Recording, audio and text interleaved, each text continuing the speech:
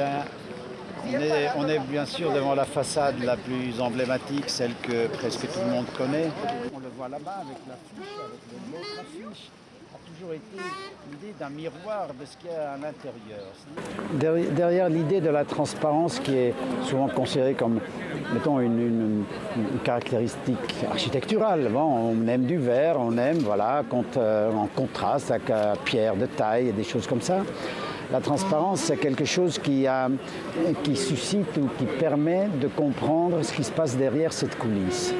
Et un des fondamentaux, je pense, de l'esprit de l'époque et de Renzo, de Richard, c'est d'ouvrir ce bâtiment et de susciter la curiosité des passants, des gens qui n'ont pas normalement l'envie ou la destination d'aller dans un musée, qui n'ont pas l'habitude d'aller dans un musée, puisqu'il faut y être formé.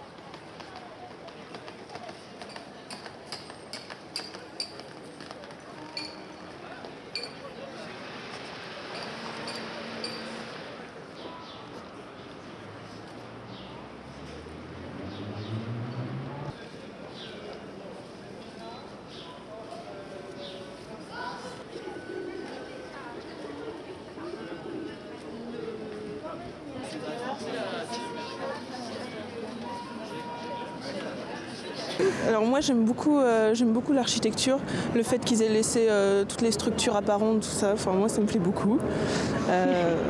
Ouais, je suis pas sûre que ce soit la même chose. Ah ben si, moi j'adore, mais c'est juste que c'est très différent de ce qu'on a l'habitude de voir dans Paris, quoi. Enfin moi je sais que j'aime bien. Quoique les tubes bleus, c'est quand même, fallait oser. Fallait oser. Moi, je sais que de chez moi, je les vois, on les voit bien. Je sais où je suis dans le Paris, c'est bon. Mais c'est vrai que oui, j'aime beaucoup aussi l'aspect industriel qu'il y a, enfin voilà, qu'on voit bien.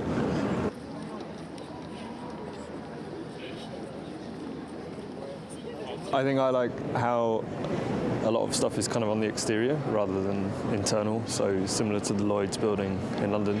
But I don't know much about architecture, despite living with 3 architects. But yeah, that's what I like about it. Not a kind of facade of a building. It's got all the exterior walkways. I like that it's quite interactive. You know, you sort of feel like you're using the architecture in a way that you don't find in most other buildings. Just the fact that you can see the people moving, and when you're in it, also the views are obviously spectacular from the top. I really like it.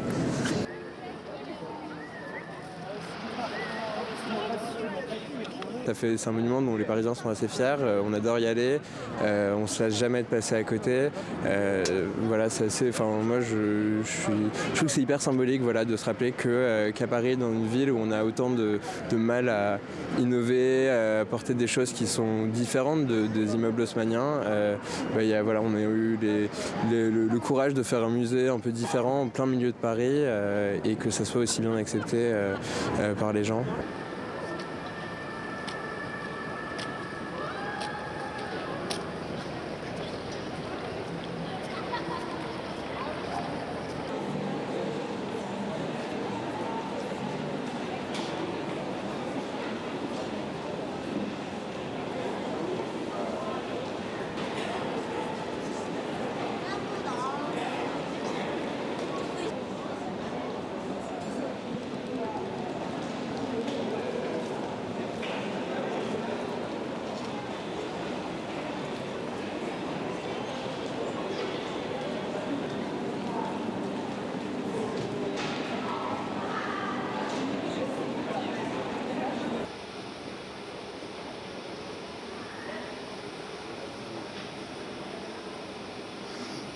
La création du Centre Pompidou, ça a été une très très grande rupture dans le paysage parisien.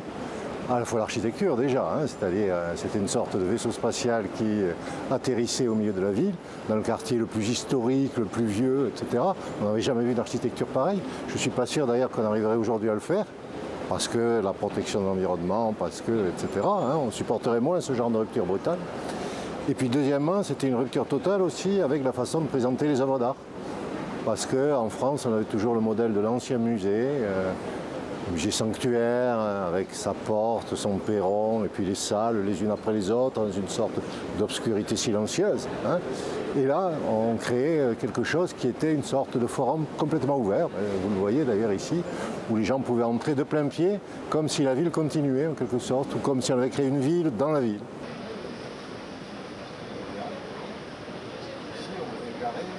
C'est vrai que quand vous regardez cette architecture, vous constatez en même temps qu'elle est à la fois provocante et humoristique.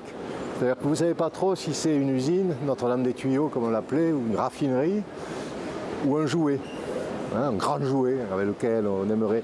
Et donc elle n'est pas impressionnante, vous voyez. Elle ne fait pas que vous vous sentez tout petit. Et mais ce que je dirais aussi, c'est que c'est une architecture qui ne prétend pas concurrencer avec le contenu. C'est-à-dire, elle ne dit pas, comme beaucoup maintenant, moi je suis aussi une grande œuvre d'art d'un grand architecte. Hein. Elle est à la fois provocante, modeste et humoristique.